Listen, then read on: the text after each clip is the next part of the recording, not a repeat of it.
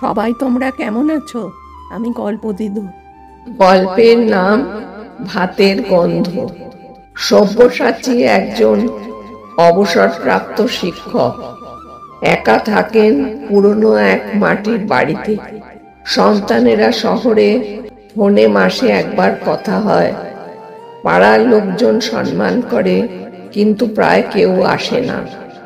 একমাত্র যার জন্য তিনি রান্না করতেন তা হলো পাড়ার একটা ছোট্ট বাচ্চা ছেলে, কচি। অনাথ, নানু বাড়িতে থাকে। খিদে পেলে এসে বলতো, দাদু একটু ভাত দেবে? সব্যসাচী দিতেন খিচুড়ি, ডাল ভাত, ডিম ভাজা, আর বলতেন, তোর পেট ভরলে আমার মন ভরে।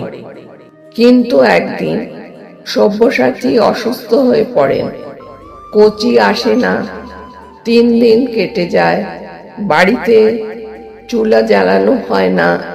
4th দিন হঠাৎ কচি আসে। দেখে দাদু দরজা খুলছেন না। ছেলেটা ছুটে পাড়ার লোকদের ডাকে। সবাই এসে দরজা ভেঙে দেখে সব্যসাচী কেবল অজ্ঞান হয়ে পড়েছিলেন, মারা যাননি। হাসপাতালে নেওয়া হয়। কচির চোখে জল। দাদু, আমি ছিলাম না বলে তুমি ভাতও রান্না করনি? সব্যসাচীর চোখে জল এসে যায়। তুই আসিস না বলে ঘরের গন্ধটাই হারিয়ে গেছিল রে কচি। গল্পের শিক্ষা: ভালোবাসা শুধু দেওয়ার জন্য নয়, তা অনুভব করার জন্য।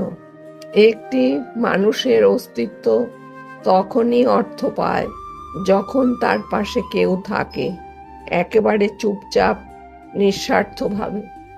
গল্প দিদুর এমন অনেক গল্পের জন্য ভিডিওটা লাইক করো আর শেয়ার করো, সাথে চ্যানেলটা সাবস্ক্রাইব করতে ভুলো না। তাহলে আজকে আমি আসি, নতুন গল্পের সঙ্গে তোমাদের সাথে দেখা হবে।